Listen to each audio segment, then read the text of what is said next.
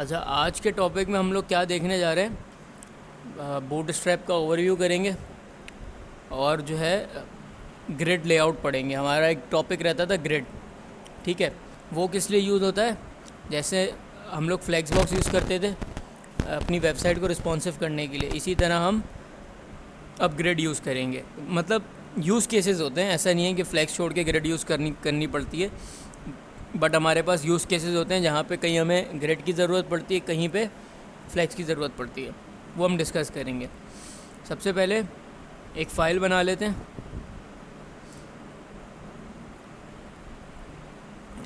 अपने visual editor में आ जाते हैं और यहाँ पे आने के बाद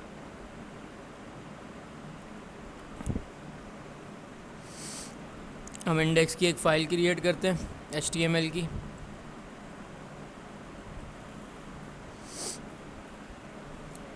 और यहाँ पे HTML की सिंपल बॉयलर प्लेट डाल देते हैं। सजेशंस नहीं आ रही, आ गई। अच्छा, हमारा टॉपिक क्या आज का भाई? हमने बूट स्ट्रैप को यूज़ करते हुए ग्रिड सिस्टम पढ़ना है और एक और बूट स्ट्रैप का भी ओवरव्यू करना है। तो हम बूट स्ट्रैप लिख लेते हैं यहाँ पे और अपनी फ़ाइल को रन करते हैं।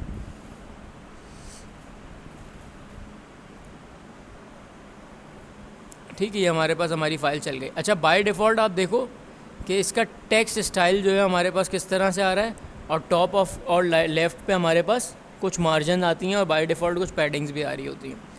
तो अब हम बूट स्ट्रैप को कनेक्ट करने का तरीका देख लेते हैं। उसके लिए हम लोग बूट स्ट्रैप की डॉक्यूमेंटेशन फॉलो करेंगे। और अभी लेटेस्ट वर्जन कौन सा चल रहा है? 5.3.7। तो डॉक्यूमेंट में चले जाते हैं और यहाँ पर हमारे पास कुछ क्विक स्टार्ट बताया हुआ है। 2-3 स्टेप्स हैं। पहले स्टेप में क्या कह रहा है कि आप सिंपली HTML की बॉयलर प्लेट क्रिएट कर लो, जो कि हम ऑलरेडी कर चुके हैं। फिर अब हमारे पास बूट स्ट्रैप हम यूज़ कर रहे हैं CDN से। देखो, दो तरीके होते हैं बूट स्ट्रैप या किसी भी लाइब्रेरी को यूज़ करने के। एक तो ये है कि आप उनका CDN लिंक यूज़ करो, मतलब CDN आपको एक सिर्फ रास्ता दिखाएगा उस लाइब्रेरी तक पहुंचने का, और वो आपका इंटरनेट के थ्रू चलेगा। लाइक आपने CDN के थ्रू सारी चीज़ें अपने पास, CDN के थ्रू जब आपने यूज़ करी, आपने CDN का लिंक लगाया, अब वो जो क्लासेस हैं वो आपके पास लोकल पे नहीं आई हैं। CDN सिर्फ आपको रास्ता बता रहा है कि इस रास्ते पे जाके यहाँ से जाकर इस आप बूटस्ट्रैप की लाइब्रेरी को एक्सेस कर सकते हो, मतलब एक कनेक्शन बिल्ड कर दिया उसने। दूसरा तरीका क्या होता है कि आप लाइब्रेरी के एसेट्स को, मतलब लाइब्रेरी को अपने पास लोकल में डाउनलोड कर लो और फिर उसको इस्तेमाल कर लो। तो क्या होगा, आपके पास सारी लाइब्रेरी की यूटिलिटीज़, उसके एसेट्स, फंक्शनैलिटीज़ वो आपके पास लोकल में आ जाएंगे। अब फ़र्क क्या होता है, जैसे हम इमेजेस यूज़ करते थे, एक तो यूज़ करते थे हम नेट से HTTPS के लिंक लगा के। उसमें क्या होता था, अगर हमारे पास नेट नहीं चल रहा तो हमारे पास इमेजेस लोड नहीं होती थी, और अगर हमारे पास लोकल में डाउनलोड है तो फिर नेट चले ना चले, वो हमारे पास क्योंकि डाउनलोड है तो हमारे पास लोड हो जाती हैं। तो सेम डिफरेंस कहाँ पर है, CDN में और डाउनलोड करके यूज़ करने में। तो हम अभी कौन सा तरीका यूज़ कर रहे हैं, CDN वाला। तो CDN के लिए हमारे पास 2 लिंक्स हमें मिलते हैं। एक हमें मिलता है CDN लिंक किसका, बूटस्ट्रैप की CSS का, और दूसरा हमें मिलता है जावास्क्रिप्ट का। तो हमने ये लिंक उठाया। अच्छा, हमारे पास जितने भी लिंक्स होते हैं, ठीक है, वो हमारे पास कहाँ पर आते हैं, हेडर में, ठीक है, एक बात। दूसरी बात ये है कि हमारे पास जितने भी स्क्रिप्ट के टैग्स होंगे या स्क्रिप्ट के रेलेवेंट लिंक होंगे जावास्क्रिप्ट के, वो हमारे पास बिल्कुल बॉडी के एंड पे आते हैं। ये बात समझ आती है, बिल्कुल बॉडी के एंड पे आते हैं। अब अगर हमने ये कनेक्ट कर लिया, हम डॉक्यूमेंट में जाते हैं। अब देखो, ख़त्म हो गया आपके पास टॉप से मार्जिन, लेफ़्ट से बिल्कुल कंटेंट जो है आपका बॉडी से लग रहा है, और आपके पास फ़ॉन्ट स्टाइल में भी फ़र्क आया। अब हमारे पास बूटस्ट्रैप में CDN लिंक आ गया। अगर हम डाउनलोड पे जाते हैं तो यहाँ पर आप डाउनलोड करके कैसे इसको यूटिलाइज़ कर सकते हो, ये सारी चीज़ें बताएंगे। फिर ये कंटेंट्स में हमारे पास क्या है कि अगर आप डाउनलोड फाइल को कंप्रेस करते हो तो आपको कुछ इस तरह का फ़ोल्डर स्ट्रक्चर देखने को मिलता है। फिर ब्राउज़र एंड डिवाइसेस है, यहाँ पे ये कंपैटिबिलिटीज़ बता रहा है कि किसको सपोर्ट करता है, किसको सपोर्ट नहीं करता, इस तरह की चीज़ें। तो हम यहाँ से आगे बढ़ते हैं और आ जाते हैं मेन हम अपने लेआउट के ऊपर। यहाँ से हमारे पास मेजर हमारे पास चीज़ें शुरू हो रही हैं। अच्छा जी, हमारे पास एक चीज़ होती है ब्रेक पॉइंट्स। ब्रेक पॉइंट्स क्या होते हैं? CSS में हमने मीडिया क्वेरीज पढ़ी थी, क्या पढ़ा था उसमें? डिफरेंट स्क्रीन साइजेस पढ़े थे। वो हमारे पास क्या होते हैं? ब्रेक पॉइंट्स ही तो होते हैं।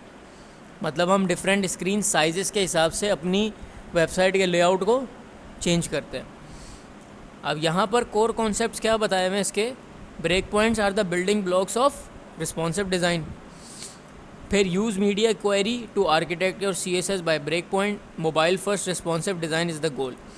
यहाँ पर ये कह रहे हैं we most commonly use minimum width in our media queries. Minimum width पर ही हमने अभी पढ़ी थी मीडिया क्वेरी। अब होता क्या है मिनिमम विद का मतलब कि मैं अगर यहाँ पर आऊँ अपने डॉक्यूमेंट में और मैं आता हूँ सबसे स्मॉलर स्क्रीन साइज़ पे, तो अब मुझे क्या करना है कि भाई मैंने एक मीडिया क्वेरी बनाई और मैंने उसको ब्रेक पॉइंट दे दिया लेट से टैबलेट का 768 पिक्सल, और मैंने बोला जैसी 768 पिक्सल पहुंच जाए तो तुम टेक्स्ट का कलर कर देना ब्लू, ठीक है। लेकिन मैंने दिए मिन विथ, मतलब मिनिमम जैसे ही 768 पिक्सल आ जाए तो क्या करना है? ब्लू करना है। लेकिन मिनिमम विथ का मतलब है कम से कम यहाँ तक पहुँच जाए, लेकिन हमारे पास हायर लिमिट हमने नहीं दी, तो मतलब वो हायर कहीं तक भी जा सकता है। जितनी हमारे पास जो भी स्क्रीन साइज़ खुलता जाएगा वहाँ तक आता जाएगा। लेकिन अगर वो 768 से एक भी पिक्सल नीचे आया तो वो चीज़ अप्लाई नहीं होगी। अगर एक छोटा सा इस पर डेमो कर लें हम, तो हम यहाँ आते हैं, एक स्टाइल का टैग बनाते हैं और यहाँ पर हम लिखते हैं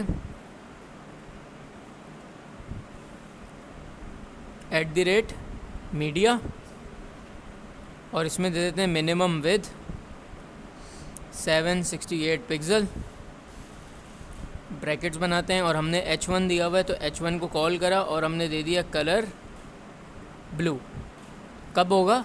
तो 768 पिक्सल आएगा, ठीक है, चेंज हो गया 768 पिक्सल पे। इससे कम हुआ तो वापस हट गया। अच्छा, बड़ी स्क्रीन पे मैं कितना भी जाता रहूँगा वो ब्लू ही रहेगा, क्योंकि हमने इसको लोअर लिमिट दी, हायर लिमिट नहीं दी। तो एक तो मिन विद ये क्लियर हो गई है हमें। तो ये भी यही कह रहे हैं भाई हमारी मीडिया क्वेरीज क्या यूज़ करती हैं? मिन विद यूज़ करती हैं।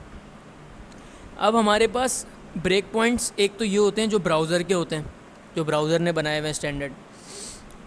इसके अलावा भी आप ब्रेक पॉइंट्स अनलिमिटेड बना सकते हो। अगर आप कस्टम CSS लिख रहे हो कोई मसला नहीं है।